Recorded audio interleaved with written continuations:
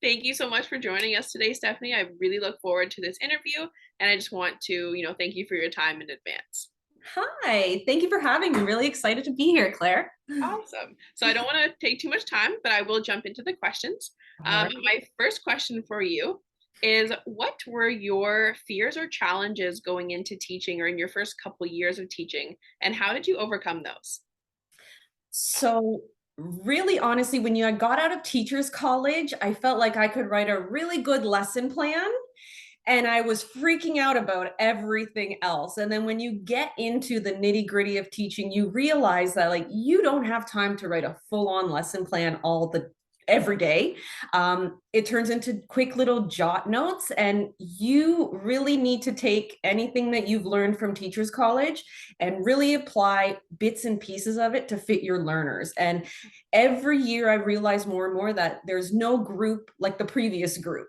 So something that worked for your first year of teaching or your first month of teaching, even, it may not work the following year or even a few months later. So it's really important to not get stuck in your ways and understand that it's okay sometimes, like if it doesn't work or if you don't have time to get to something, it's okay. And you can kind of switch it on a dime to fit the needs of your kids. Because at the end of the day, for me, that's the most important thing. Awesome. Thank you so much.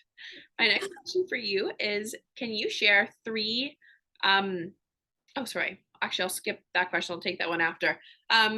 What is your specific strategy for a successful year of teaching?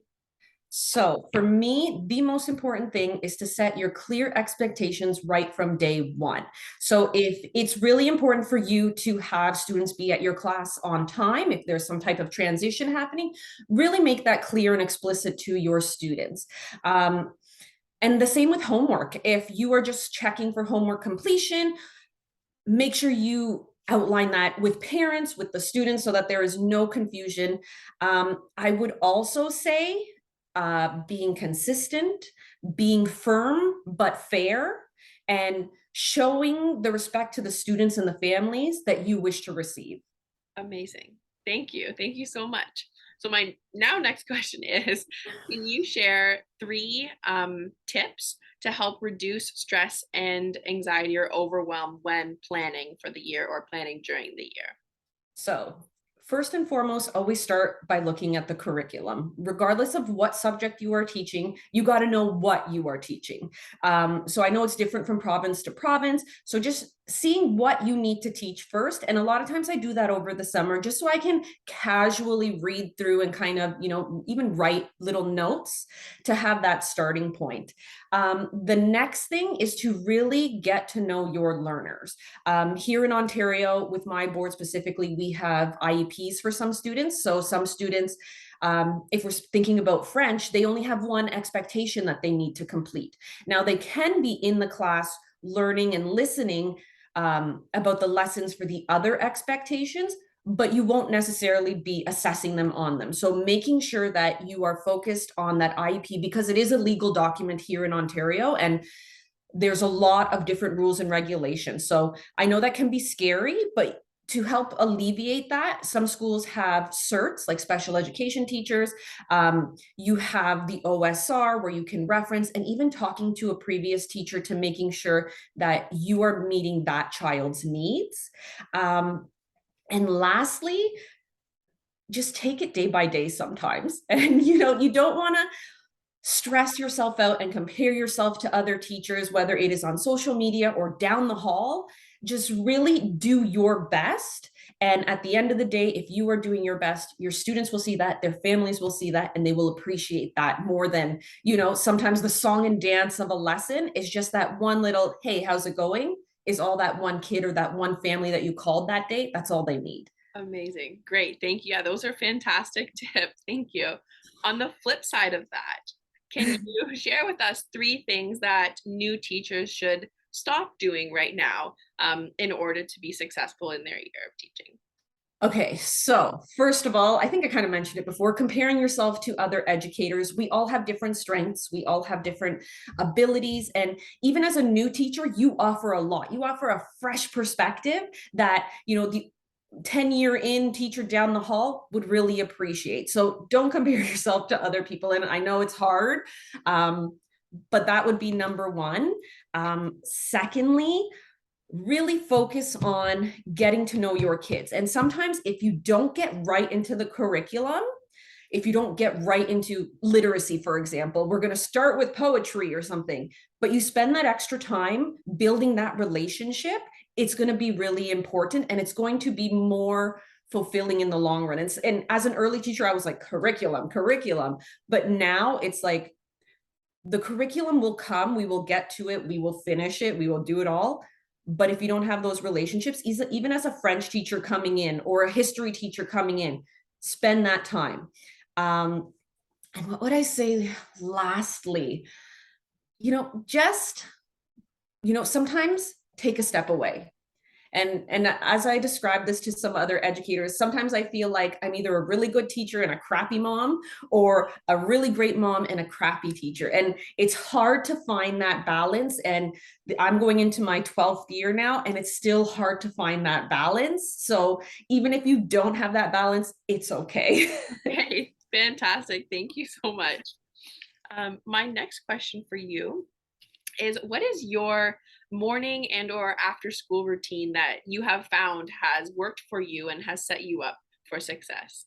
So, over my teaching career, my routine has completely changed because my responsibilities at home have changed. When I started teaching, I was 25, living at home with my parents, didn't have to do a lot. So, I could come in early and stay late and have everything ready. But now, as a mom, I'm like, okay, I got to be out of here in 20 minutes after the bell because I got to go rush and pick up one of my kids from school. So, really know your schedule and what you can do in the given amount of time. We can't do it all in one day. Like, as much as I want to mark a math test and hand it back to my class tomorrow, that's not realistic. So setting boundaries for yourself is really important because, like I said, we can't do it all. And mental health, even us as adults, as educators, it really matters. And don't stress yourself out if it takes you 2 weeks to hand back that math test, or whatever the assessment may be. Just have that open line of communication with your students, and let them understand that you're human too. Exactly. Thank you. That's fantastic. My next question for you is, what is one thing that you know now, so where you are in your career, that you wish you knew when you were starting out as a new teacher? um hmm. I wish I knew that I felt like everyone had it together. They knew how to write a rubric perfectly. Their report card comments were amazing. And now I'm like 12 years in, it's like sometimes I look at my report card comment even from last year, it's like, what was I writing? Like, just being able to reflect and not be so hard on yourself. Because I feel like those first years, I remember going through NTIP, which is the new teacher induction program. I remember being so stressed out for that evaluation, like on the verge of tears.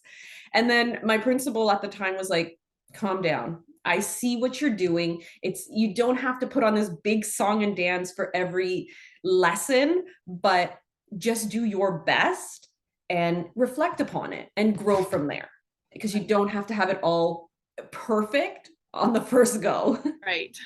I'm glad you mentioned NTIP, because I know here in Ontario as well.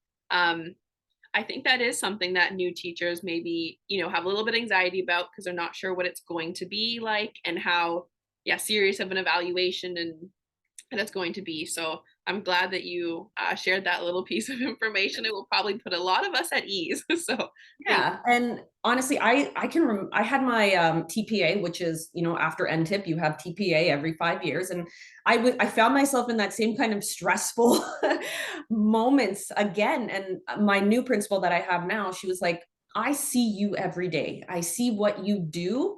So now we're just talking about it, but I see you. And I feel like that really took a lot of the pressure off. And it's not just one day is going to make or break you. And I think that's an important thing for people going through NTIP. right, 100%. Thank you so much. What is one thing that new teachers can do today to help prepare them for the year ahead? And I want to preface this a little bit by saying I know I have in this event mentioned that I view you as a master teacher crafter, and with your decor and your organization that you post your content about.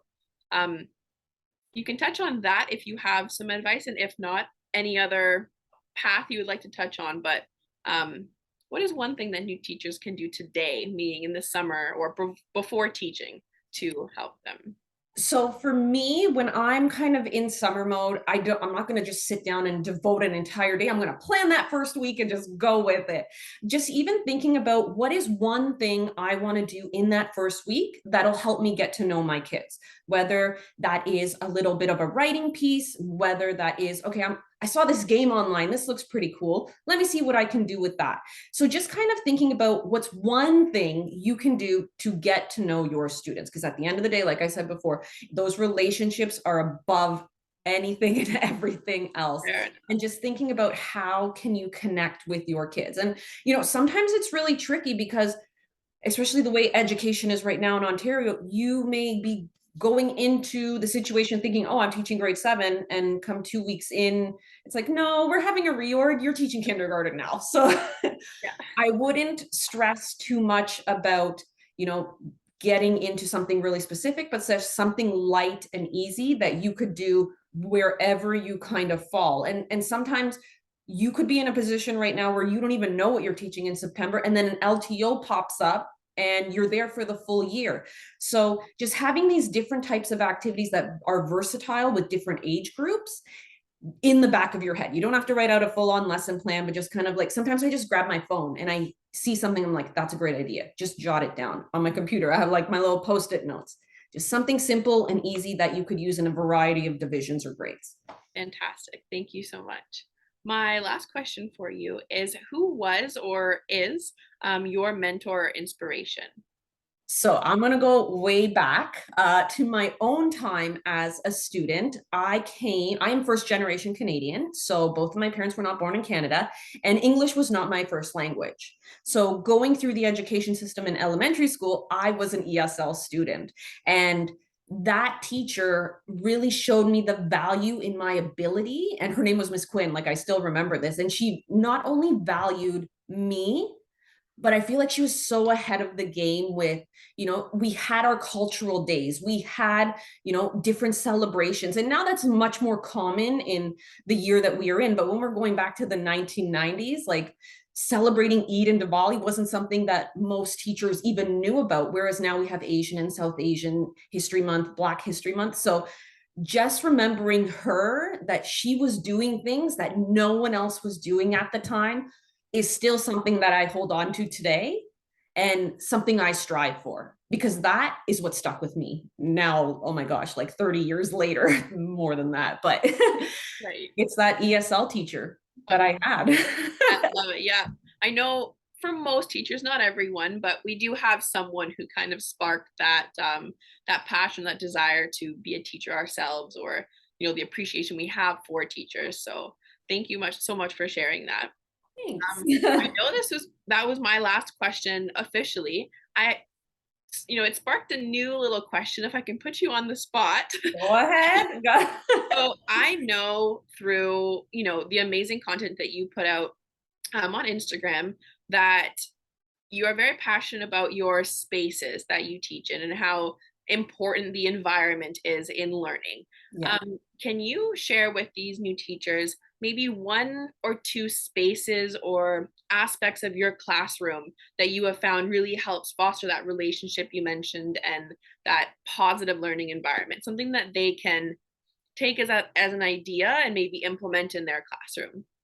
Sure. So when I start thinking about my classroom, the learner comes first. So I may put up, my borders and cover up my bulletin boards, but essentially they are empty. And as the year or the term goes on, we do it together, whether it is a success criteria in, let's say, science, where we're going to learn A, B, C, and D for the next few weeks, having kids deconstruct that, tell me what it means, having their voice on every aspect as much as I can is the first and most important thing.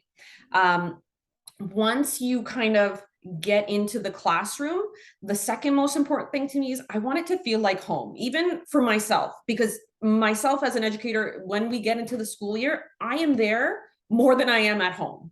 And Yeah. it's the same with the kids. So I want it to be a space that they feel welcome in. And, as much as I love, like I love pink and rainbows, that's not the vibe of a grade 7 students who think they're too cool for everything. So you really have to, again, have your student in mind. And what would they be into? Like I had a group a few years ago where they were just, I remember them in grade 6. And when they came up to grade 7, they loved graffiti. So I was like, all right, we're getting graffiti font up on the walls and just having what they're into on the walls as much as possible. Amazing. And another thing that's super important is when you look at a classroom, like I'll even speak to myself, like I'm 12 years in, my classroom today isn't what it looked like 12 years ago. And I know here in Ontario and even in the States and everywhere else, we do see a lot of educators investing their own money into their classrooms. And that could be, it's hard.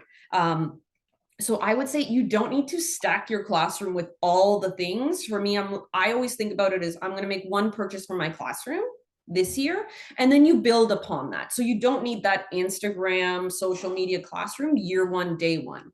It's something you work towards. Awesome. Thank you so much for sharing that super valuable information.